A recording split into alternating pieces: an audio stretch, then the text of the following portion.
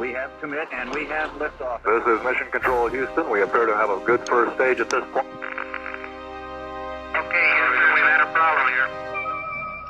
This is Houston. Say again, please. Yes, Houston, we've had a problem. We got a main B undergo. We may have had an instrumentation problem, Flight. Roger. And we had a pretty large bang associated with the caution and warning there. Is there any kind of leads we can give them? Are we looking at instrumentation? Or we got a real problem or what?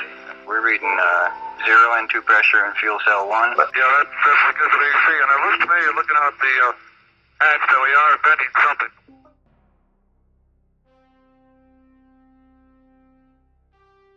Ruling out any chance of any lunar landing as of now. Seconds after inspecting the Aquarius lunar module, Jim Lovell and Fred Hayes had crawled back into their command module and then reported hearing a loud bang followed by a power loss in 2 of their 3 fuel cells. They also reported seeing fuel, apparently oxygen and nitrogen, leaking from the spacecraft, and reported the gauges for those gases were reading 0. A frantic scene we're seeing, a scene of deep concentration in Mission Control in Houston, where this abort plan to get the astronauts back alive has been conceived from well-worked-out trajectory data.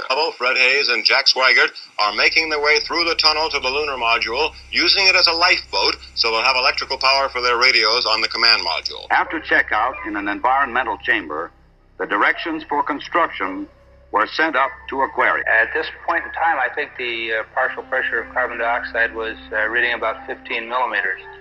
And we constructed 2 of these things and put them online, and I think within an hour, the partial pressure of CO2 was down to 210. Most of you are aware there is no rescue possible in spaceflight. Standing by for any reports of acquisition. We've had a report that a RIA-4 aircraft has acquisition of signal. Oh, great.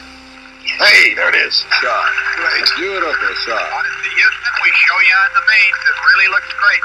Photo 1 observed splash down at this time. After 4 days of reporting one crisis after another on this nearly disastrous mission, it is very good to be able to talk about the near miracle of its safe return.